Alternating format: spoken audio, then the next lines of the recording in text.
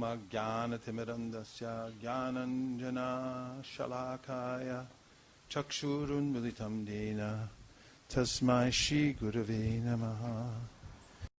Welcome everybody to this last segment of the Power of Prayer for now.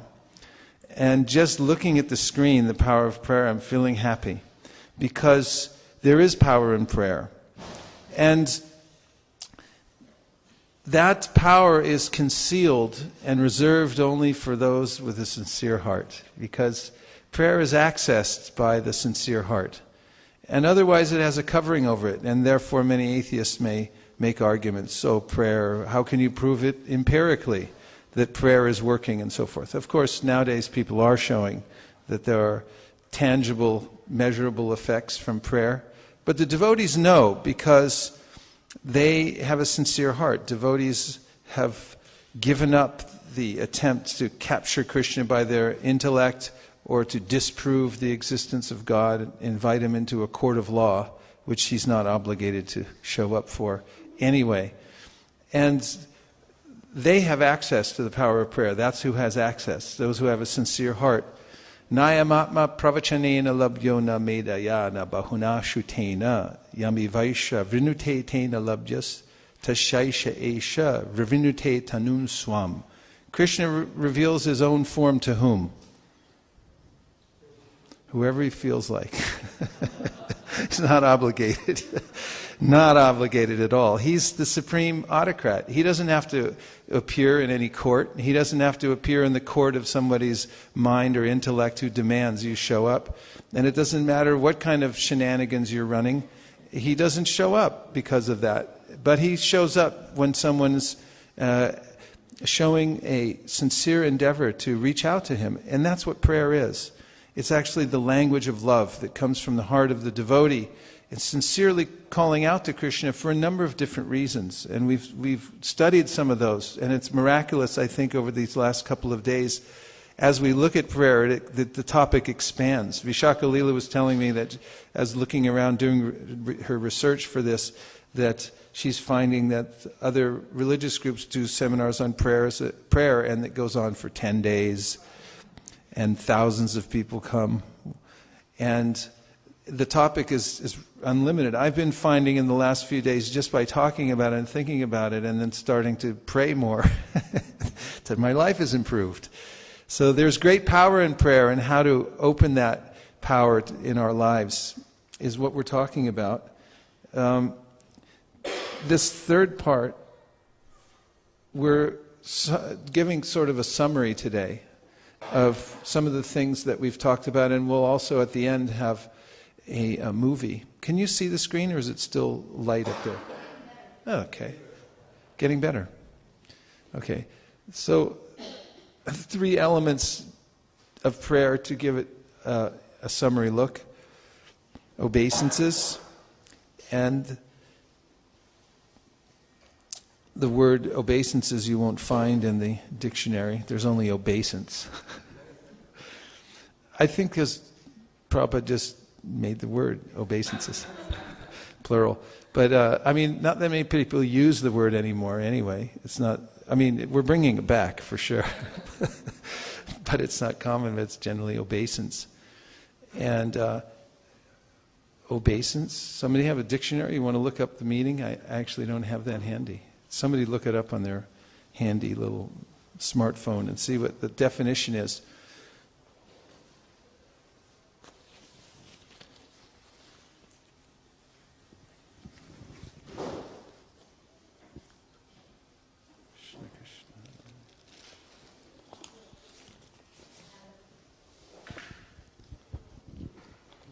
Ready?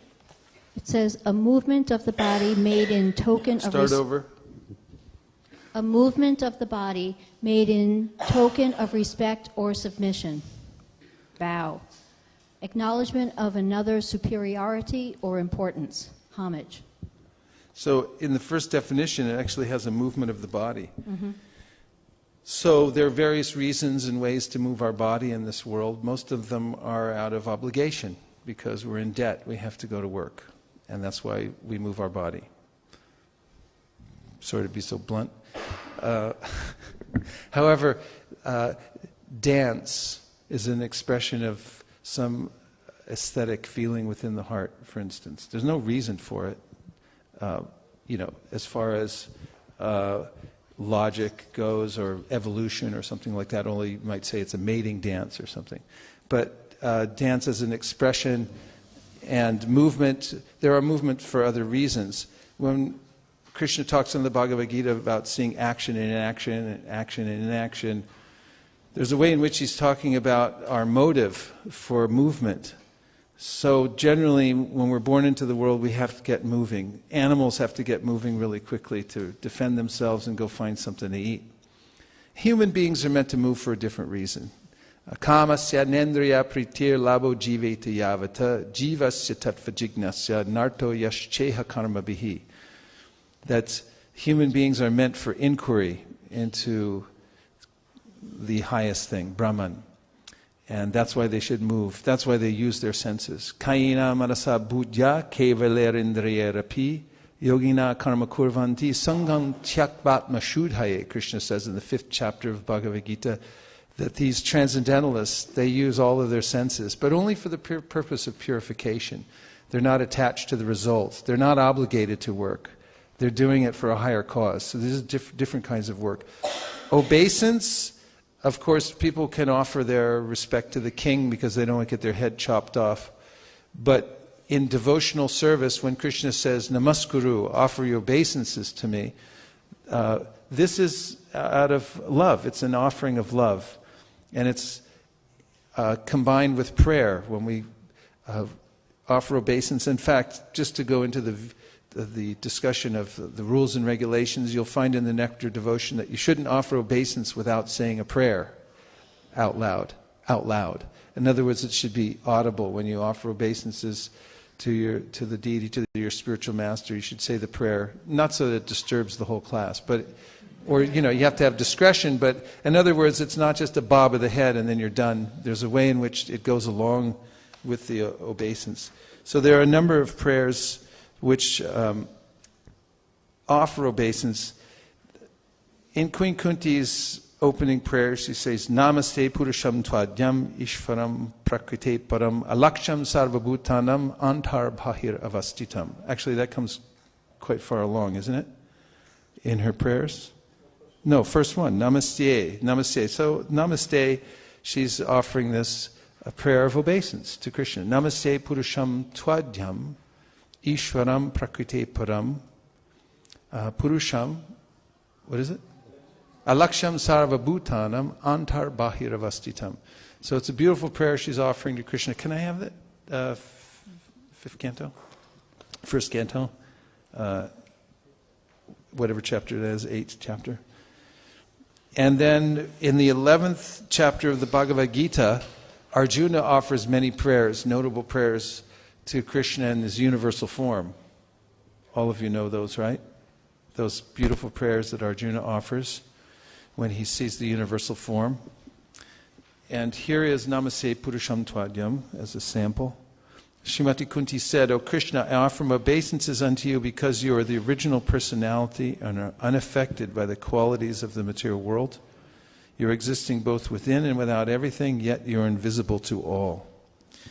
And a sample of the 11th chapter of the Bhagavad Gita, prayers to Arjuna, try 1139. And here's an example, this book, Sri Krishna Lila Stava. If you don't have this book, you should get it, because even if you don't read it, it's one of the most beautiful and aesthetically pleasing books I've ever laid my eyes on. And just the cover of it and the way it's laid out and the feel of the paper, it's really high quality.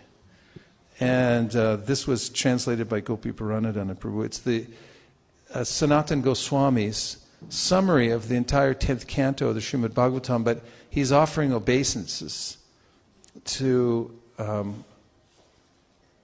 all aspects of Krishna's pastimes. I'll just give you a sample. Obeisance number 1. Jaya Krishna Parabrahman Jagat Tattva Jaganmaya Advaita Satchidananda Swaprakasha Kilashraya. All glories to you, O Krishna, Supreme Absolute Truth, the reality who underlie and pervade all creation, one without a second, embodiment of eternal knowledge and bliss, self-effulgent, shelter of all. So that's his first obeisance, and he goes all the way through offering an obeisance to all the different pastimes of Krishna. For instance, further on in the book, O bliss of the people of Nanda's Vraj, through Nanda Maharaj you properly honored the Vrajbasis, bestowing on Vraja the gift of the greatest opulence as you drank from the breast of Sri Yashoda. And then he comes to the Namaha. Nanda, because of you, was delighted by the virtuous questions of Vasudeva, whom you greatly delighted through Nanda's perfect replies. Please be satisfied with me. Obeisance number 17. So, in a mood of supplication to the Lord, offering obeisance, he goes through and offers hundreds of obeisances to all the different aspects of Krishna and his pastimes. That's another sample. And here from the Bhagavad Gita, I'll put them up there. We have a variety of very beautiful books that are up there on the rack. All these we're offering to all the devotees in the community. They're rare books that we've collected from all over the world.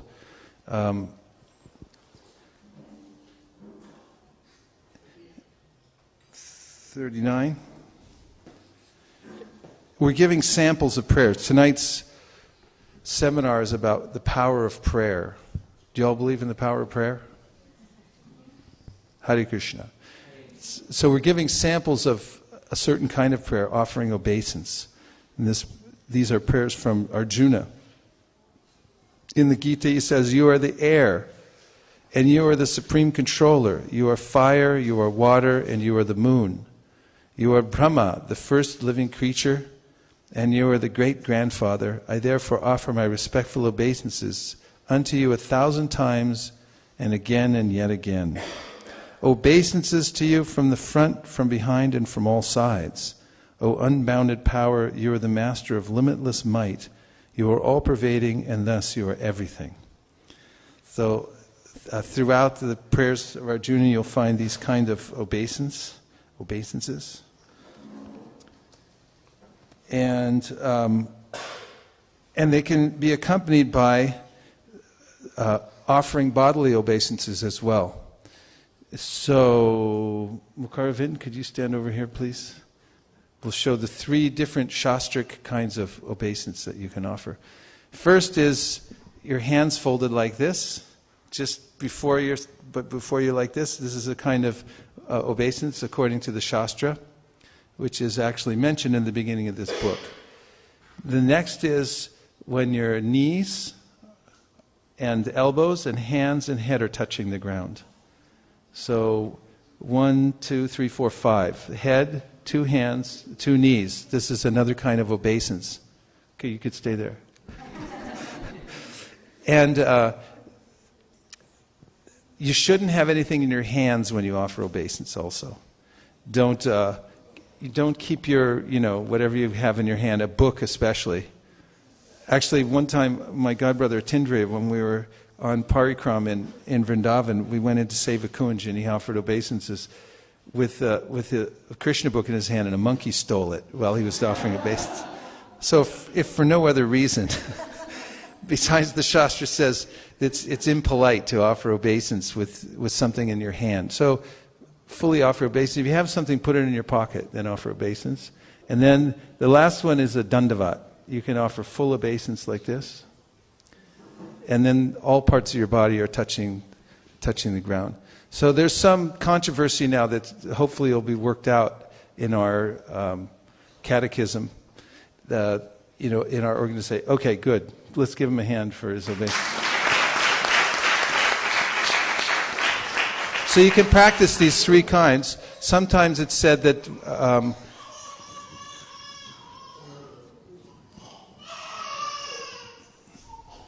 There's a crying room that someone, if you need it. He's probably just upset because of the wants to offer obeisance or something. But there's a crying room around the other side.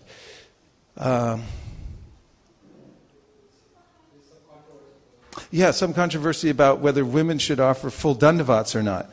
And there's good evidence that that's not necessarily true. And there just needs to be a paper presented on that shastrically to show one way or the other. But for now, it's the custom in ISKCON that women only offer the second kind and not the full dandavats. But that should be forthcoming. I just thought I'd let you know that in case you were on the edge of your seat wondering about offering dandavat obeisances if you're a woman. So obeisance and this offering of your glorification as you're offering obeisances.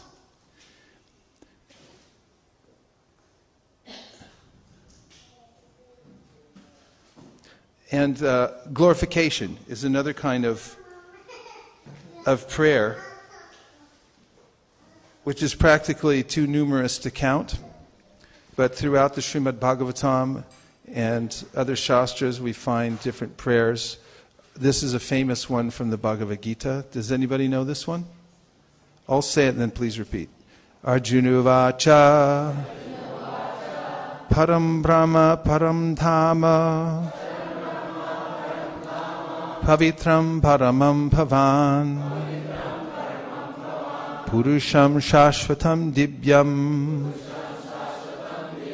Adidevam Majam Vibhum Ahustvam Rishaya Sarve Devarshir Naradastata Asito Devalo Vyasa Swayam Chaiva Bravishime.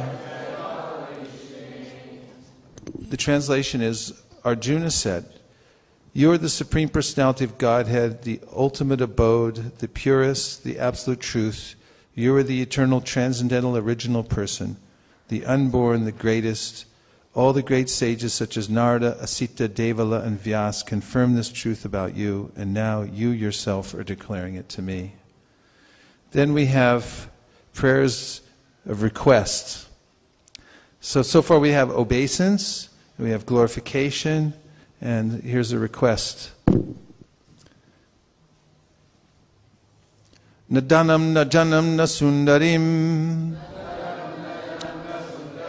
Kavitam va jagadisha kamaye Mama janmani janmanishvare Bhavatad bhakti rahai tuki tvai.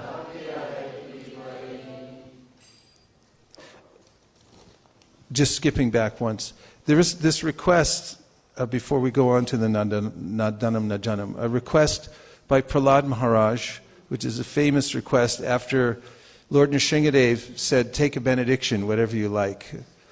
And Prahlad said, "If you desire to give me any benediction, I only ask that you make it that there's no material desire within my heart. I don't want anything except for pure devotional service. Just let that be." This is a kind of, the best kind of request one can make from the Lord. And in the way of glorification or expression of pure devotional service, Chaitanya Mahaprabhu says, O Almighty Lord, I have no desire to accumulate wealth, nor do I desire beautiful women, nor do I want any number of followers. I only want your causeless devotional service birth after birth. Even if that doesn't happen to be the case, at the time when one utters such a prayer, one will experience some devotional feeling. And this is the power of prayer, that even I'm not in that state, when I repeat the prayer and I meditate on it, then it invokes that feeling that comes from my heart. And it fixes my mind on the goal of pure devotional service. May the Supreme Personality of Godhead in the form of Lord Sri Chaitanya bestow His causeless mercy upon us. His smiling glance at once drives away all the bereavements of the world, and His very words enliven the auspicious creepers of devotion by expanding their leaves, taking shelter of his lotus feet, invokes transcendental love of God at once. Now you can imagine what it takes to compose such a verse in Sanskrit. First, a background in the language itself, but then you must have some time on your hands. And this is what time is meant for. So much production in the world today, but so few eloquent prayers being offered to the Lord. But this is what sustains us, the beauty of these kinds of prayers that are nuanced, that come from the hearts of pure devotees, and which beg the Lord's mercy, which is what we're actually made of. Some ask the Lord for protection as a surrendered soul. O Son of Vasudeva, obeisances to you, within whom all living beings reside. O Lord of the mind and senses, again I offer my obeisances. O Master, please protect me, who am surrendered unto you. What is the power in this? Lord Ramachandra says, if one time someone approaches me and says, I surrender unto you, please protect me, from that day forward, I'll protect him. I become his protector from that day forward. And there's great power in this request, asking the Lord, please give me protection, and also remembering that we have no protection in this world. As soon as the baby's born and comes out, he wants to know one thing. Is it safe? He's looking all around. Is it safe? Is it safe? And we have to be honest with him. It's not safe. You have to start praying. And when the parents pray for the child, everyone's praying. Why? Because Balasyaneha sharanam pitarao nashingha nartasya chaganamudanbati majato now. As Prahlad Maharaj says, that a child can't be protected by his parents if the Lord's upeksha. If he's indifferent, if he doesn't protect, if he doesn't give his sanction, how can I protect the child? We can't guarantee anything. No guarantee. Right, Mamo? Prabhupada said to you, what is the guarantee? Isn't it? What is the guarantee? Forgiveness. This is a very important aspect of our progressive march towards going back to Godhead, as asking forgiveness. We should ask forgiveness liberally as much as possible, and not to, in order to be aware of the fact that moving in this world we commit many mistakes just by the nature of my ignorance. As I move around in the world, I'm committing aparadhas. In fact, there's a Vedic system in which Pancha Yagya, the very aware householder, every day performs certain kinds of sacrifices to free him or herself from the different sins that he or she is committing unknowingly. What are those? When you grind spices, the living entities are being ground up. When you pour water, living entities are being killed. When you breathe the air, when you burn fire, when you walk around, you may think that I'm a nice guy. What did I ever do to anybody?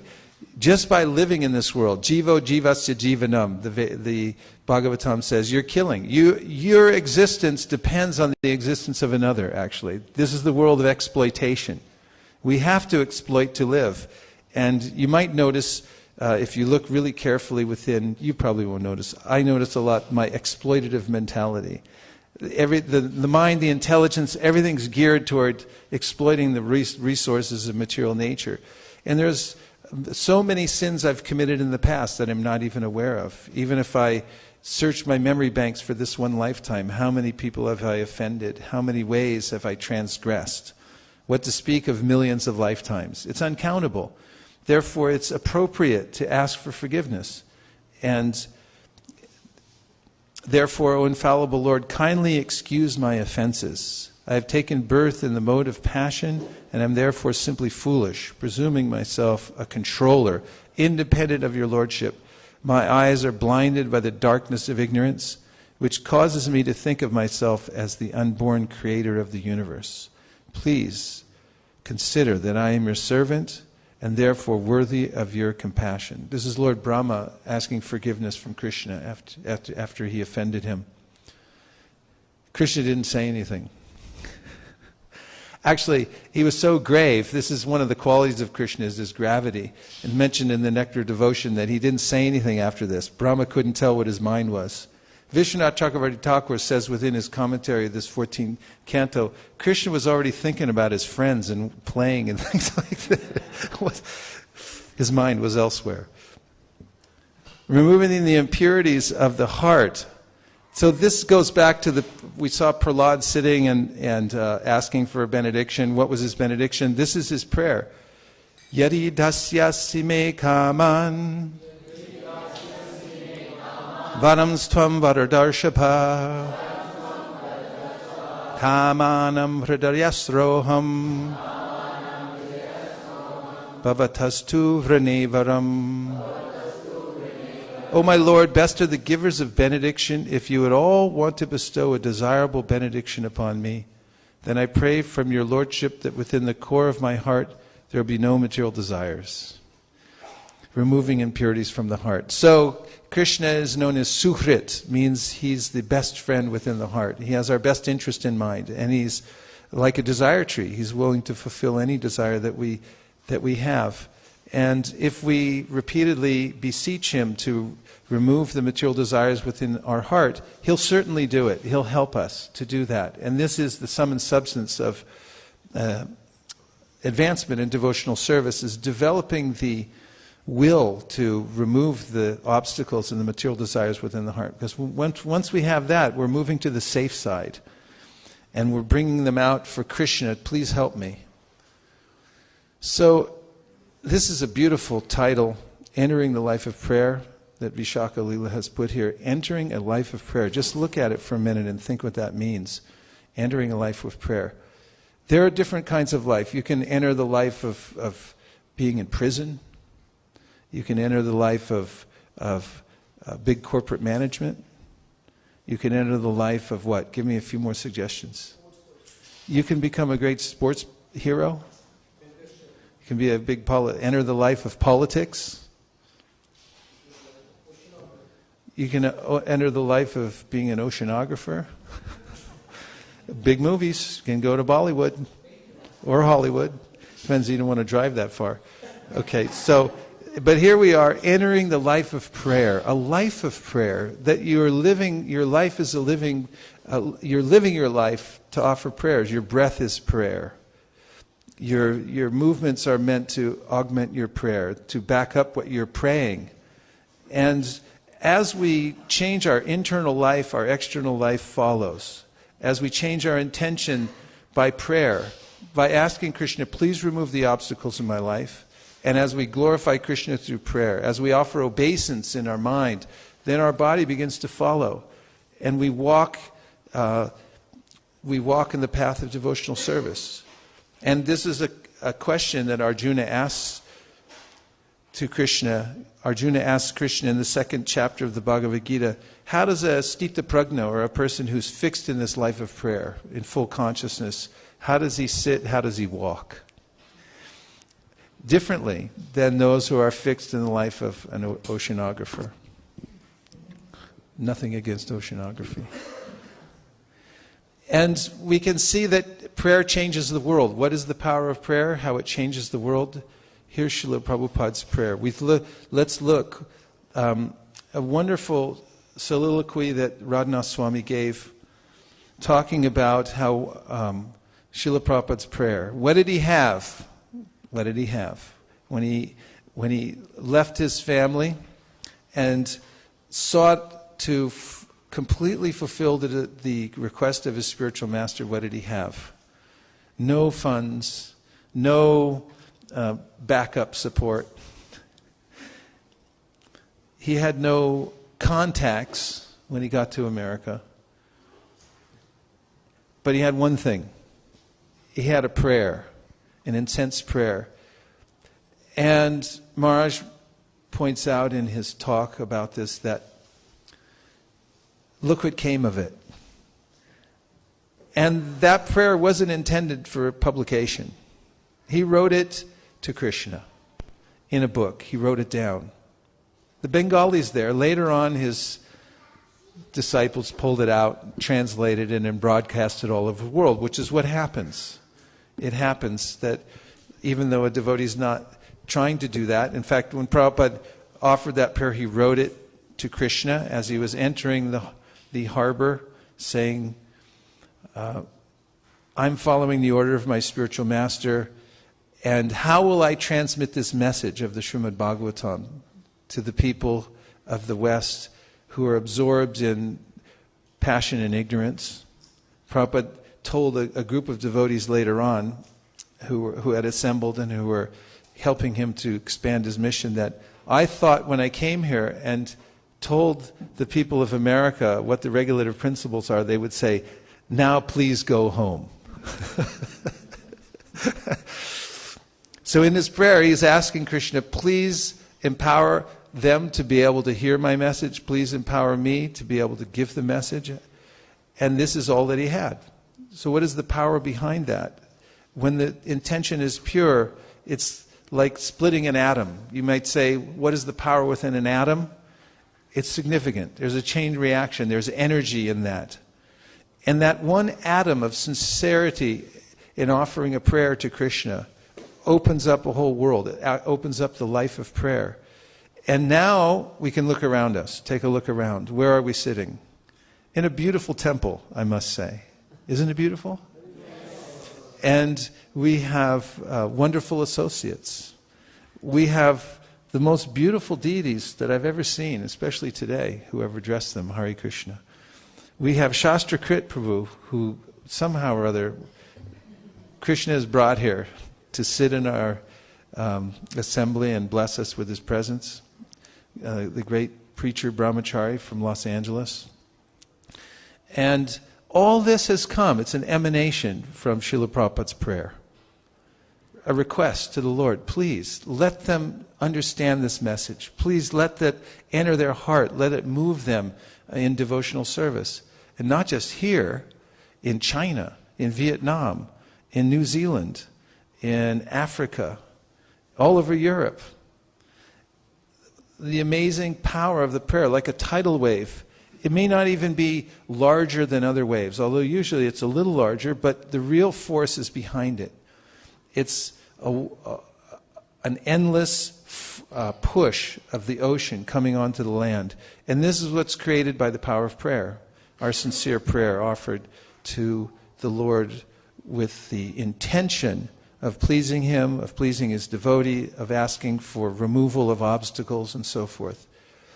All this is available to us through the process of devotional service. This is the greatest adventure, to be able to take this life of prayer, to look at what the great devotees have offered before, to imbibe their mood, to emulate their prayers, and to create our own prayers from the core of our heart and enter into that realm of complete dependence on the mercy of Krishna. Hey Krishna, Karuna Sindho Dinabandho Jagatpate, Gopesha Gopika Kanta Radha Kanta Namostute. That Krishna is the ocean of mercy. One drop. That's all you need. So we should beg for that through our prayer. We can pray that others will get that mercy also. And Krishna will oblige, because He's the most obliging person in the whole creation. He's so full that that's all He thinks about doing, is obliging everyone. So prayer is a way of rectifying our inner life and asking Krishna for service. Hare Krishna, Krishna Krishna, Hare Hare, Hare Rama, Rama Rama, Hare Hare means, oh my Lord, oh energy of the Lord, please engage me in your service. What more can you ask for?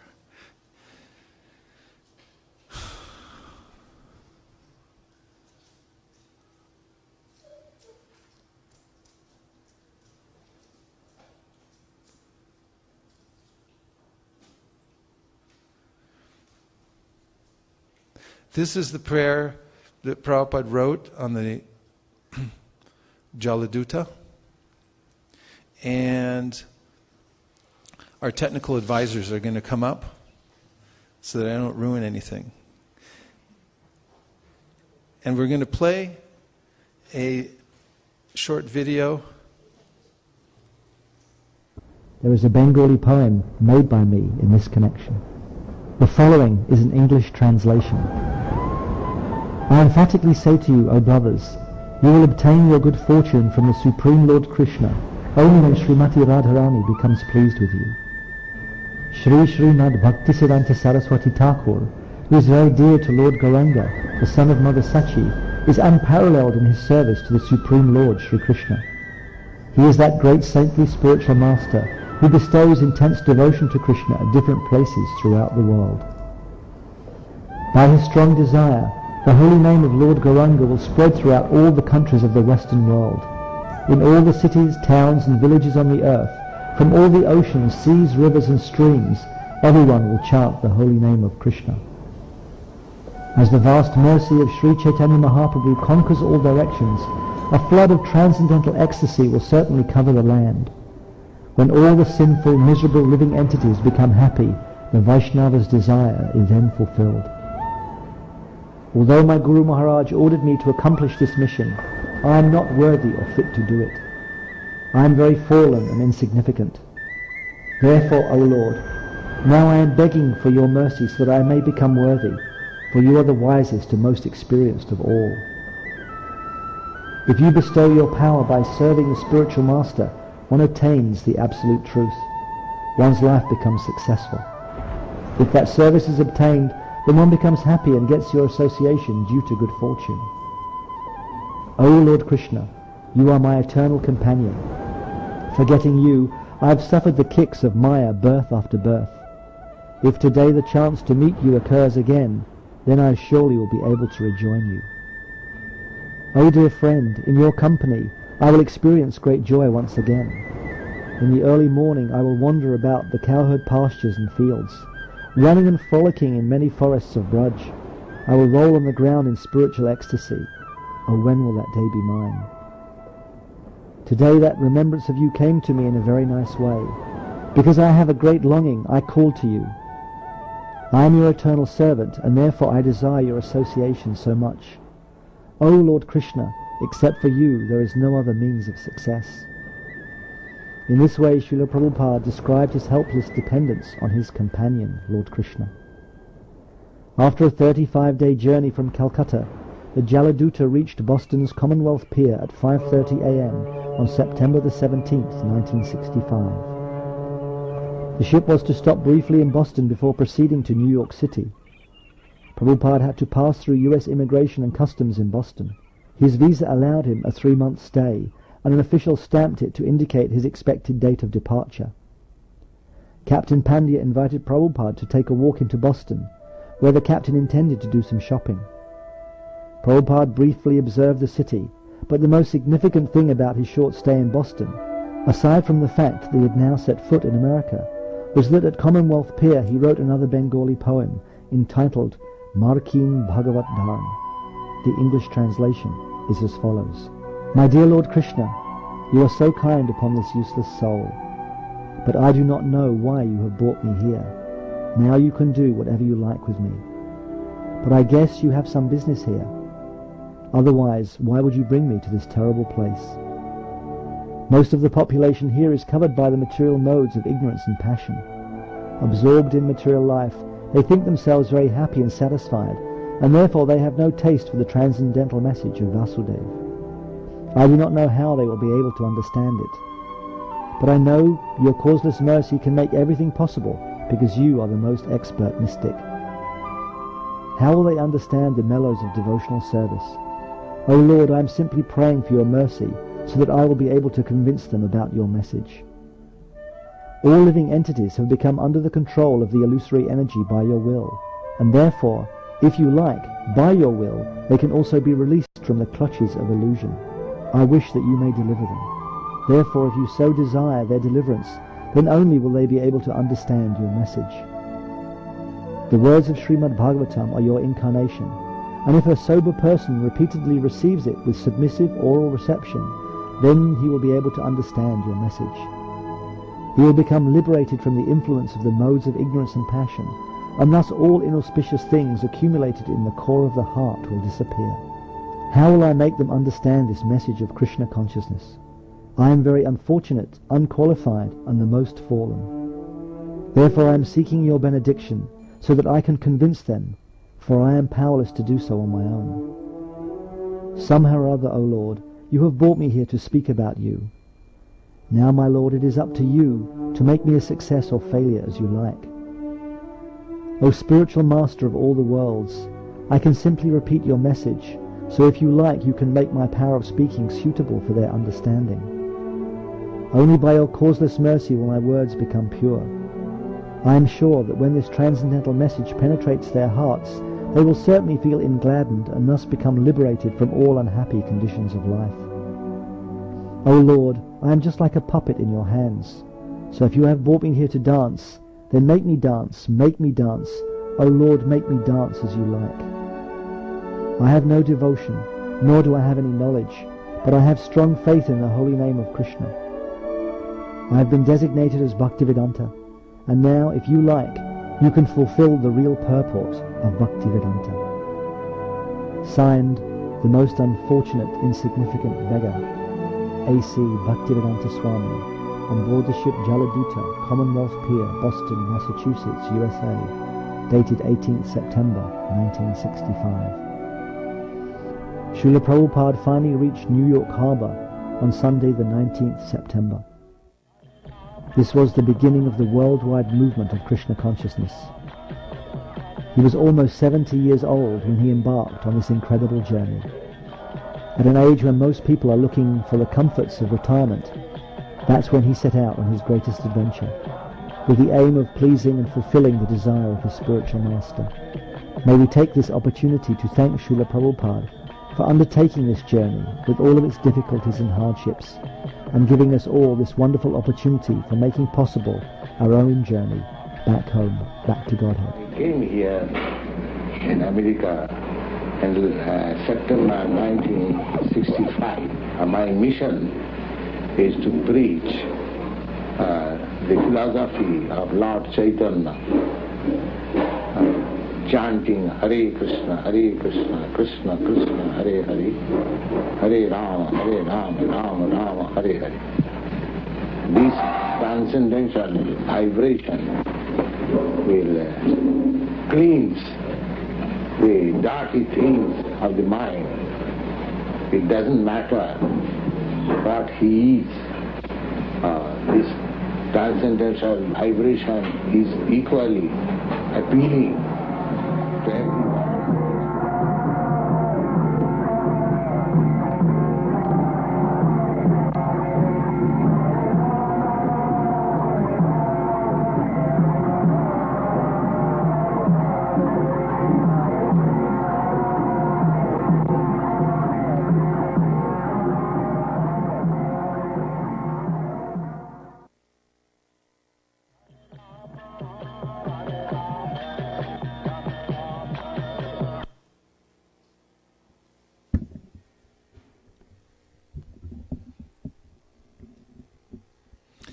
And now we have some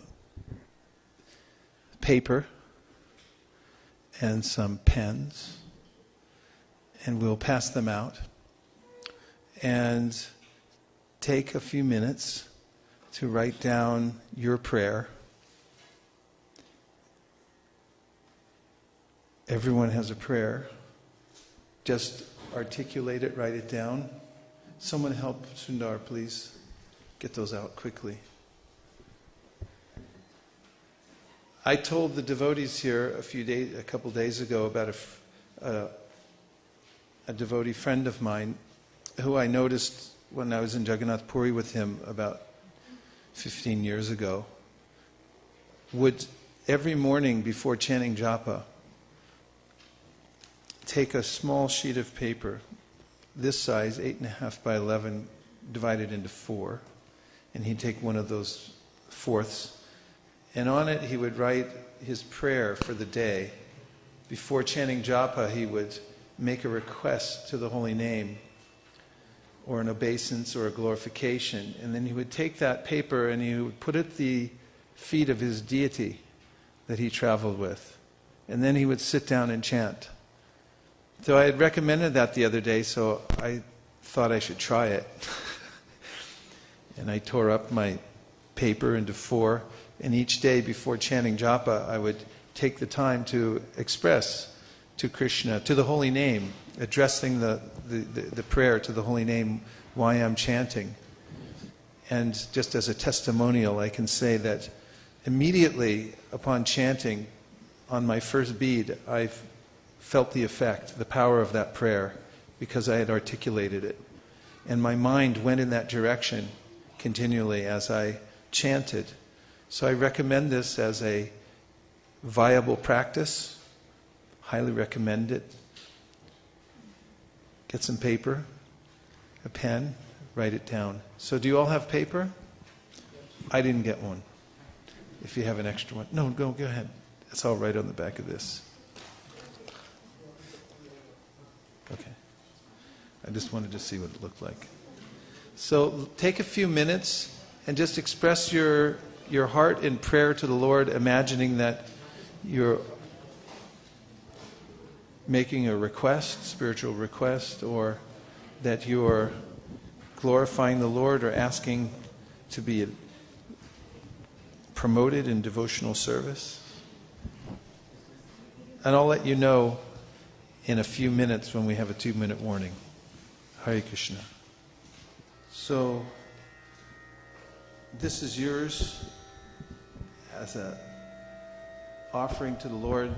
Recommend that you keep it, look at it later. And when you begin your chanting, especially in the morning, you can write prayers anytime you like. But before you begin your sadhana in the morning, take some time to clarify your thoughts. Set your sankalpa. Why are you chanting? Make a request to the Lord. Please let me fix my mind. Please let me offer all of my thoughts to you. Whatever that prayer is, whatever comes out spontaneously, you can write that. Also, there's a way that you can find prayers that are very meaningful to you, that already say what you want to say, or say what you wish you could say, and collect those, and repeat them, and learn them, and speak them over and over again, following in the footsteps of the great souls. And now we have prepared for you a small skit. I guess skits are small, so just a skit. That's what it means. It's a skit. Sounds small. Even the word sounds small. Skit. So we're going to have a skit, which is, what is the title of the skit? Something to do with prayer. Our actors must be in the green room. It's a skit on the power of prayer. And while we're waiting for our esteemed actors to come out onto the stage, we've set up behind us the Srila Prabhupada Lilamrita. This is a book which is not easy to get. We have to ship them from India. These are the last remaining copies that are in 7 volumes. Now there's a 2-volume set that's a little less convenient to carry around. Now we offer a prayer for forgiveness for dropping that book. And these books are available. It's the life of Srila Prabhupada. You saw a small glimpse of his coming to America, but everyone should read this Lilamrita. And the whole set is 151. Also, we have shloka books. Nobody else has them. We imported these from India. They stopped making them in America a while back because nowadays in America we don't make anything anymore. But this is a very important book of prayers. It's all Prabhupada's favorite prayers and shlokas that have been compiled. And so you can take those, you can learn the whole book if you like, because nobody can stop you. Let them try. They won't be able to stop you. That you can have for $10. $10, that's outrageous. Okay, and then the Srimad Bhagavatam set is just above that, which is virtually a garland of the choicest prayers. Krishna's name is Uttama Shloka, he who is glorified by the choicest prayers. And the whole set of Srimad Bhagavatam, which was brought over to America by Srila Prabhupada, that was his purpose in coming here, and his request to Lord Krishna, please let them understand this book. And if he made the prayer, it means that we have the capability of understanding it by his power. That we're clearing all the warehouses of all the Bhagavatams. We're distributing them all over the Bay Area. And these we have available now for $220. That's outrageous. Normally $900, today $220. So that's available. Take them all. $220 is nothing. Just take all these books. The sets will be available for you out there. And without further ado, our actors will come up to the stage, such that it is, and present to you the power of prayer. Are they ready? Nachari Armarman, Nachari Armarman, Nachari Armarman, Nachari Armarman, hey, Nachari Armarman, Nachari Armarman, Nachari Armarman, Nachari Armarman.